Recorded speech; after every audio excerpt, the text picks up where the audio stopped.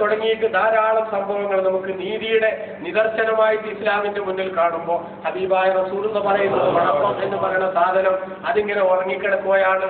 അതിനാരെങ്കിലും ഉണർത്താൻ പോയാൽ ഉണർത്തിയവന്റെ പേരിൽ പടച്ചവന്റെ ശാപം ഉണ്ടാകും. കാല റസൂലുള്ളാഹി, കുഴപ്പം ഉറങ്ങുകയാണ്. ആ ഉറങ്ങുന്ന കുഴപ്പത്തെ ഉണർത്തുന്നവന് പടച്ചവന്റെ ശാപം ഉണ്ടാകും. പ്രിയപ്പെട്ട സഹോദര, ഇന്ന് തീവ്രവാദ പ്രസ്ഥാനങ്ങളുടെ പേരിൽ ജനങ്ങൾക്കിടയിൽ മറ്റുള്ളവരെ പ്രതിരോധിക്കാൻ വേണ്ടി ഇറങ്ങുന്നു എന്ന് പറയുന്ന NDF അടക്കമുള്ള തീവ്രവാദ പ്രസ്ഥാനങ്ങൾ അവരൊക്കെ ഓരോ സ്ഥലത്തും ചെയ്തുകൊണ്ടിരിക്കുന്നത് ഉറങ്ങിക്കിടക്കുന്ന കുഴപ്പമെന്ന സിംഹത്തെ അത് ഉണർത്തിവിടുകയും ആ ഉണർത്തിവിട്ടതിന് ശേഷം അവർക്ക് പോലും ഒന്നും ചെയ്യാൻ പറ്റാത്ത വിധത്തിലുള്ള അപകടകരമായ സാഹചര്യങ്ങൾ കണ്ടുവരികയുമാണ്. ഇവിടെയാണ് ഇസ്ലാം പറയുന്നത് 1000 കുറ്റവാളിയും അപരാധിയും രക്ഷപ്പെട്ടാലും ഒരു നിരപരാധി ശിക്ഷിക്കപ്പെടുന്നിടത്തേക്ക് ഒരിക്കലും തന്നെ ഒരു മുസ്ലിമിന്റെ വാക്ക് കാരണമാകരുത്, അവന്റെ പ്രവർത്തനങ്ങൾ കാരണമാകരുത്.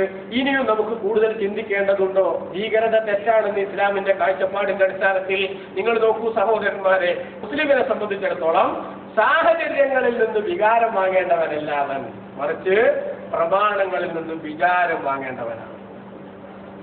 സാഹചര്യങ്ങളിൽ നിന്ന് വികാരം വാങ്ങേണ്ടവനല്ല മുസ്ലിം, മറിച്ച് പ്രമാണങ്ങളിൽ നിന്നും വിചാരം വാങ്ങേണ്ടവനാണ്.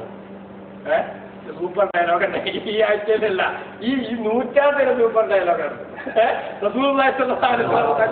നമുക്ക് പഠിപ്പിച്ച ആശയങ്ങൾ മനസ്സിലാക്കി സാഹചര്യങ്ങൾ ഊതി വീർപ്പിച്ച് അതിന്റെ അടിസ്ഥാനത്തിൽ വൈകാരികമായ ഒരു ബലൂൺ വീർത്തു വരുന്നത് പോലെ വീർത്തു വന്ന് അല്പായുസ് കൊണ്ട് പൊട്ടിപ്പോകേണ്ടവരല്ല മുസ്ലിം, മറിച്ച് പ്രമാണബദ്ധമായി തന്റെ ജീവിതത്തെ നന്മയിലും നീതിയിലും സത്യസന്ധതയിലും ക്രമീകരിച്ചുകൊണ്ട് രാജ്യത്തിനും സമുദായത്തിനും നാട്ടിനും ഈ തലമുറക്ക് തന്നെയും ഒരിക്കലും തന്നെ താൻ ശാപമായി മാറാത്ത സാഹചര്യം, ആ സാഹചര്യം ഉണ്ടാക്കാൻ വേണ്ടി പ്രവർത്തിക്കണം.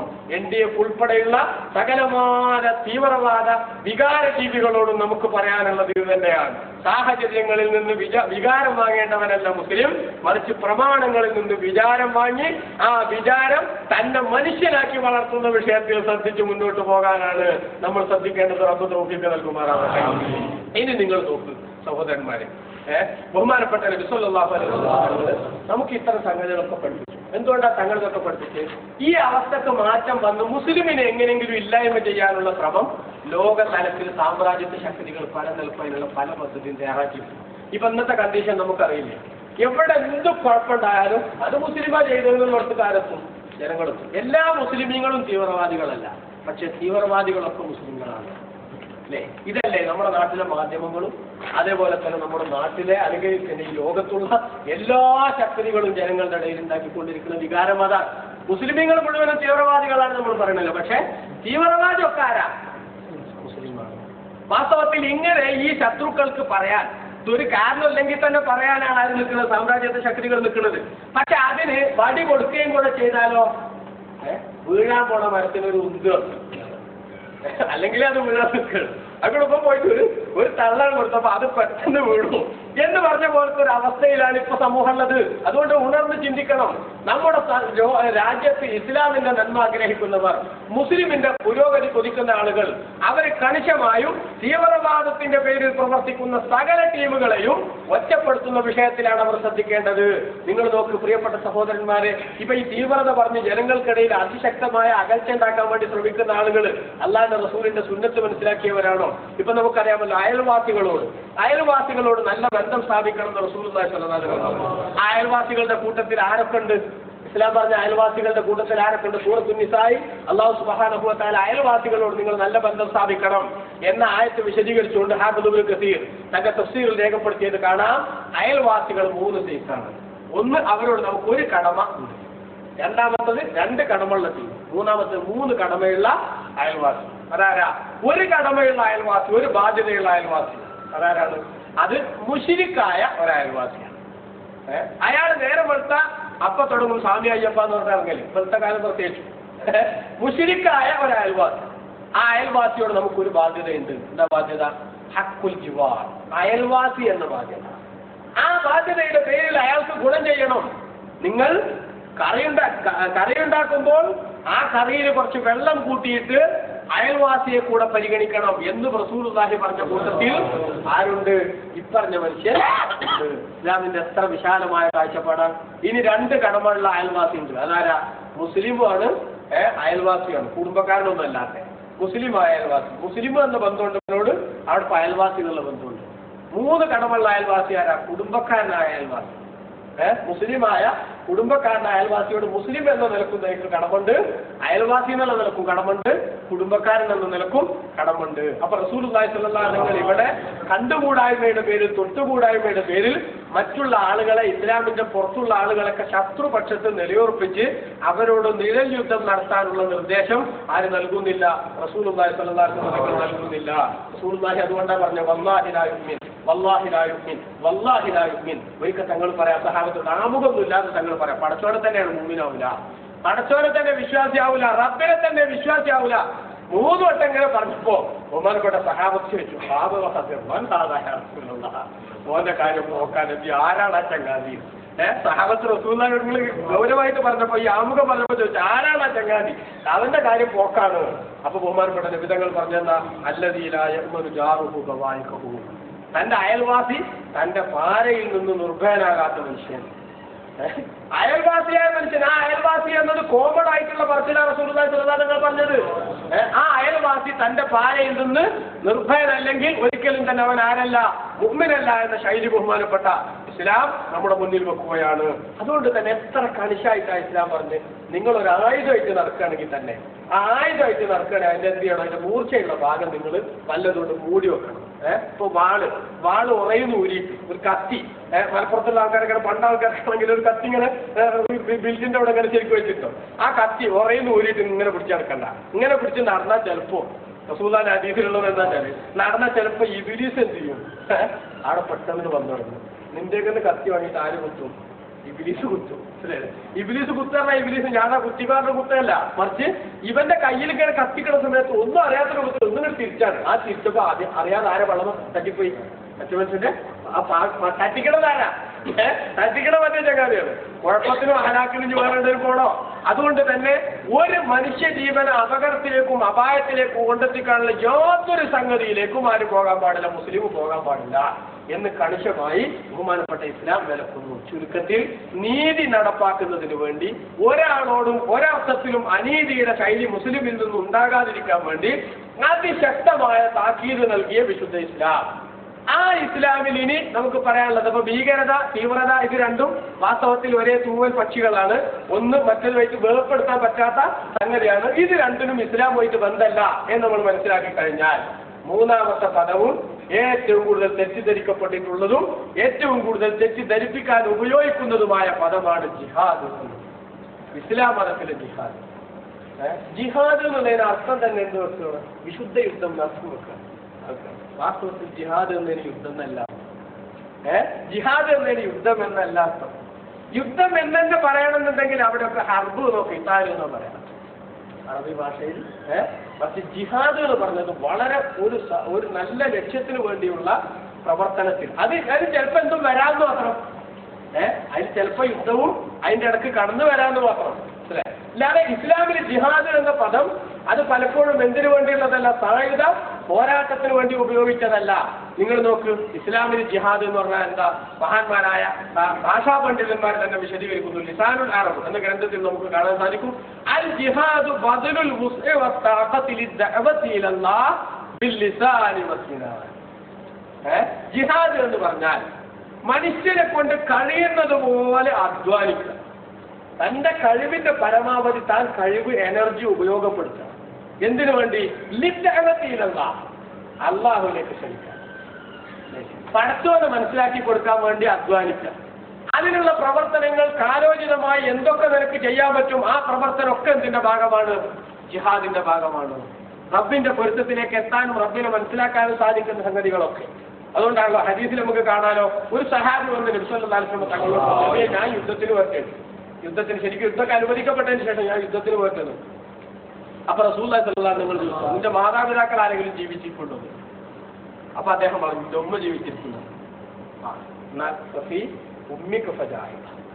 നിന്റെ ഉമ്മ ആയിലാവട്ടെ നിന്റെ ജിഹാദ്. അതിനർത്ഥം ആളെടുത്ത് മാറി പട്ടണ അല്ല, മറിച്ച് അള്ളാഹിന്റെ പൊരുത്തത്തിന് വേണ്ടി നിന്റെ ഉമ്മാക്ക് സേവനം ചെയ്തുകൊണ്ടിരിക്കുന്നത് നിന്റെ ജിഹാദിന്റെ ഭാഗമായ പ്രവർത്തനമാണെന്ന് കാല റസൂലുള്ളാഹി.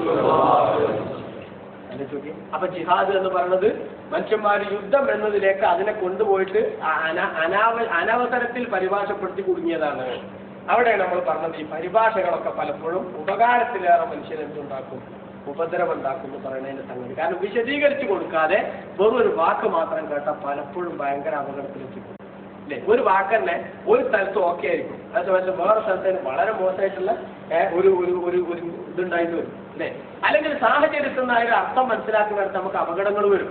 അതുകൊണ്ട് തന്നെയാണ് വളരെ കണിശമായി നമ്മൾ ശ്രദ്ധിക്കണം. അപ്പൊ അള്ളാഹുവിലേക്ക് ക്ഷണിക്കാനുള്ള മാർഗങ്ങൾ, അതിനുള്ള കഴിവുകൾ ഉപയോഗപ്പെടുത്തുക എന്നതാണ് ജിഹാദിന്റെ ഏറ്റവും പ്രധാനപ്പെട്ട ഭാഗം. ഇത് മുസ്ലിമീങ്ങൾ ഇസ്ലാമിന്റെ ആദ്യകാലം മുതലേ നടത്തിക്കൊണ്ടിരിക്കുന്നതാണ്. അതുകൊണ്ടാണല്ലോ നിങ്ങൾ കണ്ടില്ലേ, ബഹുമാനപ്പെട്ട നബി സല്ലല്ലാഹു അലൈഹി വസല്ലം തങ്ങളുടെ മഹാന്മാരായ സഹാബത്ത് റളിയല്ലാഹു അൻഹും ഇസ്ലാമിന്റെ പ്രബോധനം മക്കത്ത് വളരെ ബുദ്ധിമുട്ടി ജീവിക്കേണ്ട ഘട്ടം വന്നപ്പോ അല്പം സമാധാനം കിട്ടുന്നതിന് വേണ്ടി മുസ്ലിമീങ്ങളുടെ കൂട്ടത്തിൽ കുറെ ആളുകൾ എങ്ങോട്ട് പോകുന്നു, എത്യോപ്യയിലേക്ക് ഹിജറ പോകുന്നു. ആ ഹിജറ സമയത്ത് മുശ്രിക്കുകൾ അത് മണത്തറിഞ്ഞിട്ട് എത്യോപ്യയിലെ നജാശി രാജാവിന്റെ സമീപത്ത് ചെന്ന് ഈ വന്ന ആൾക്കാരെ ഇവിടെ നിർത്തി അങ്ങക്ക് അപകടമാവും, അതുകൊണ്ട് അവരെ നിങ്ങൾ എത്രയും പെട്ടെന്ന് പറഞ്ഞേക്കണം എന്ന് പറഞ്ഞ് പാരവെച്ചു. മുസ്ലിമീങ്ങൾക്കെതിരെ പാരവെച്ചപ്പോ വളരെ സമൃദ്ധമായി സംസാരിക്കാൻ കഴിയുന്ന മഹാനായ ജാഫർ ഇബ്നു അബീ ത്വാലിബ് റളിയല്ലാഹു അൻഹു ആ രാജാവിന്റെ നജാശി രാജാവിന്റെ കൊട്ടാരത്തിൽ ചെന്ന് ബഹുമാനപ്പെട്ട ഇസ്ലാമിന്റെയും റസൂലുള്ളാഹി സ്വല്ലല്ലാഹു അലൈഹി വസല്ലം തങ്ങളുടെയും പ്രഖ്യാപിത നിലപാടങ്ങ് പ്രഖ്യാപിച്ചു. ആ നിലപാട് പ്രഖ്യാപിക്കുന്നതിന്റെ ഭാഗമായി ബഹുമാനപ്പെട്ടവർ പറഞ്ഞത് കാണാം, അയ്യുഹൽ മലിക്, ഓ രാജാവേ, ഞങ്ങൾക്ക് ഇവിടെ വന്നപ്പോ ആതിഥേയത്വം നൽകിയ, ഏറ്റവും കൂടുതൽ ഞങ്ങൾക്ക് സൗകര്യങ്ങൾ തന്ന ഏറ്റവും നല്ല മനസ്സിന്റെ ഉടമയായ രാജാവേ, ലഖദ് കുന്നാ ഖൗമൻ അഹ്ല ജാഹിലിയ്യ, ഞങ്ങൾ യാതൊരു കഥയുമില്ലാത്ത, ഈ നന്മ ഒന്നും തന്നെ മനസ്സിലേക്ക് കയറിയിട്ടില്ലാത്ത, തലച്ചോറിൽ വട്ടം വീഴാത്തൊരു ടീമായിരുന്നു ഞങ്ങൾ.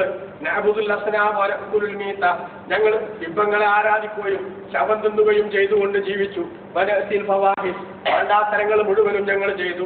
വനഖതഉൽ അർഹാം, കുടുംബ ബന്ധങ്ങൾ മുറിച്ചു കളയാൻ മനസാക്ഷി കുത്തില്ലാതെ ഞങ്ങൾ ജീവിച്ചു. അതുപോലെ വയഅകുലുൽ ഖബിയ്യു മിനൽ ലഈഫ്, ഞങ്ങളുടെ കൂട്ടത്തിലെ കേമന്മാർ ബലഹീനന്മാരായ ആളുകളെ തിന്നു. ചിലരുടെ മനുഷ്യന്മാർ തിന്നുന്നല്ല, ഓരോ ചൂഷണം ചെയ്ത് അപകടകരമായ അവസ്ഥ, നീതിയില്ലാത്ത അനീതിയുടെ കേളീരംഗമായി ഞങ്ങളുടെ നാട് മാറി. ആ സമയത്ത് ആ സമയത്താണ് ഞങ്ങളിൽ തന്നെ പെട്ട ഒരു റസൂലിനെ അല്ലാഹു തആല ഞങ്ങളുടെ അടുത്തേക്ക് അയച്ചത്. നഅരിഫു നസബഹു വസിദ്ഖഹു, ആ റസൂലുള്ളാഹിന്റെ കുടുംബ മഹിമ ഞങ്ങൾക്കറിയാം, ആ നബിയുടെ സത്യസന്ധത ഞങ്ങൾക്കറിയാം. വഅമാനതഹു വഅഫാഫഹു, തെറ്റുകളിലേക്കൊന്നും പോകാത്ത പാതിവൃത്യം ഞങ്ങൾക്കറിയാം. അതേപോലെ അവിടുത്തെ സത്യസന്ധതയും വിശ്വസ്തതയും ഞങ്ങൾക്കറിയാം.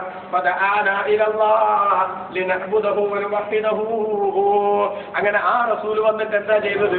ഞങ്ങൾ അല്ലാഹുവിന്റെ ഇഷ്ടത്തിലേക്ക് ക്ഷണിച്ചു, അവനെ മാത്രം ആരാധിക്കണമെന്ന ആശയം പറഞ്ഞു. അതേപോലെ തന്നെ ഞങ്ങൾ ഇതുവരെ കണ്ണിൽ കണ്ട കല്ലുകളെയും മുള്ളുകളെയും ഒക്കെ ആരാധിക്കുന്ന ആ അക്ഷന്തമായ നിലപാടുകളിൽ നിന്ന് മാറി നിൽക്കാൻ ഞങ്ങളോട് ആ റസൂൽ നിർദ്ദേശിച്ചു. ഹദീസ്, സത്യസന്ധമായി സംസാരിക്കണമെന്ന് ഞങ്ങളോട് കൽപ്പിച്ചു. അമാന, വിശ്വസിച്ചേൽപ്പിക്കുന്നതൊക്കെ അതിന്റെ ആളുകൾക്ക് അർഹമായി വരുന്ന സമയത്ത് തിരിച്ചേൽപ്പിക്കണമെന്ന് അറിയിച്ചു. വഹുസ്നുൽ ജിവാർ, നല്ല അയൽപക്ക ബന്ധം കാത്തു സൂക്ഷിക്കണമെന്ന് ഞങ്ങളോട് നിർദ്ദേശിച്ചു. വൽ കഫ്യാനിൽ ഹറാമി വദ്ദിമായി വല്ലാസാം, കുറ്റങ്ങളിലേക്ക് പോകരുതെന്നും അനാവശ്യമായി രക്തം ചിന്തരുതെന്നും അതുപോലെ തന്നെ ഹറാമുകൾ കൈയൊഴിക്കണമെന്നും നിർദ്ദേശിച്ചു. വഅമറനാ ബിസ്സലാ, നിസ്കരിക്കാനും വസ്സകാത്തി വസ്സിയാം, നോമ്പെടുക്കാനും സകാത്ത് കൊടുക്കാനും കൽപ്പിച്ചു.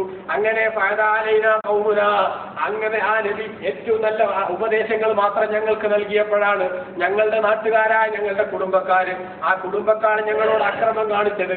അക്രമം കാണിച്ചു എന്ന് മാത്രമല്ല, ഫഅസ്സബൂന, അവർ ഞങ്ങളെ ശിക്ഷിച്ചു. ഫതനൂന അൻ ദീനിന, ഞങ്ങളുടെ ദീനിൽ നിന്ന് ഞങ്ങളെ മാറ്റാനുള്ള ഒരുപാട് കുഴപ്പങ്ങൾ അവരൊപ്പിച്ചു. ലിയറുദ്ദൂന ഇലാ ഇബാദത്തിൽ ഔസാൻ, ബിംബങ്ങളെ പൂജിക്കുന്ന അവസ്ഥയിലേക്ക്, ആ മോശമായ നിലപാടിലേക്ക് വീണ്ടും ഞങ്ങളെ തിരിച്ചു കൊണ്ടുപോകാൻ വേണ്ടി അവർ ഞങ്ങളുടെ മുന്നിൽ പ്രവർത്തിച്ചു. നേരത്തെ ഞങ്ങൾ ചെയ്തുകൊണ്ടിരുന്ന, വീണ്ടും വിചാരമില്ലാതെ ഞങ്ങൾ പ്രവർത്തിച്ചുകൊണ്ടിരുന്ന സകല വൃത്തികേടുകളും വീണ്ടും ചെയ്യാനുള്ള, അതൊക്കെ ഹലാലാക്കുന്ന അവസ്ഥയിലേക്ക് ഞങ്ങൾ മാറാൻ വേണ്ടി ഞങ്ങളോട് അവർ നിർബന്ധിച്ചു. അങ്ങനെ അതിനുവേണ്ടി അക്രമങ്ങളും മറ്റുമൊക്കെ അവർ ചെയ്തപ്പോ അതാ ഞങ്ങളുടെ നാട്ടിൽ ആദർശത്തിന്റെ സംരക്ഷണവുമായി നിക്കക്കള്ളിയില്ലാതെ വന്നപ്പോഴാണ് നിങ്ങളുടെ സംരക്ഷണം തേടി ഞങ്ങൾ ഇവിടെ വന്നത്. അതുകൊണ്ട് ജിവാരിക്, അങ്ങയുടെ ആ പ്രത്യേകമായ ആ ഒരു സംരക്ഷണം ഞങ്ങൾ പ്രതീക്ഷിക്കുകയാണ്. അയ്യുഹൽ മലിക്, അല്ലാ നുഗലമ, നിങ്ങളുടെ അടുത്ത് വെച്ച് ആരാലും ഞങ്ങൾ ആക്രമിക്കപ്പെടരുതെന്ന് ഓ പ്രിയപ്പെട്ട രാജാവേ ഞങ്ങൾ ആഗ്രഹിക്കുന്നു. ആഗ്രഹിക്കുകയാണ് എന്ന് ബഹുമാനപ്പെട്ട ജഅഫർ ഇബ്നു അബീ താലിബ് റളിയല്ലാഹു അൻഹു പറഞ്ഞു തീരുമ്പോ തന്നെ നേരത്തെ അബൂ സുഫിയാനാണ് പാരാക്കാൻ വേണ്ടി പോയത്. അബൂ സുഫിയാന്റെ സ്റ്റേറ്റ്മെന്റും ജഅഫർ ഇബ്നു അബീ താലിബ് റളിയല്ലാഹു അൻഹുവിന്റെ സ്റ്റേറ്റ്മെന്റും രണ്ടും തമ്മിൽ കമ്പയർ ചെയ്തപ്പോ ഇതിൽ സത്യത്തിന്റെ അംശമുണ്ടെന്നും ഇത് മനസ്സിന്റെ ഉള്ളിൽ നിന്ന് വരുന്ന വികാരമാണെന്നും മറ്റത് വെറും പാരയാണെന്നും രാജാവിന് മനസ്സിലായപ്പോ ഉടനെ തന്നെ രാജാവ് പറഞ്ഞു, ഇദ്ഹബൂ ഫഅൻതും ഫീ ബിലാദി ആമിനൂൻ, നിങ്ങൾ ധൈര്യമായിട്ട് റൂമിലേക്ക് പോയിക്കോ, എന്റെ നാട്ടിൽ നിങ്ങൾ എത്ര കാലം നിൽക്കുകയാണെങ്കിലും നിങ്ങൾ ഒരു കുട്ടിയും ഒന്നും ചെയ്യൂല.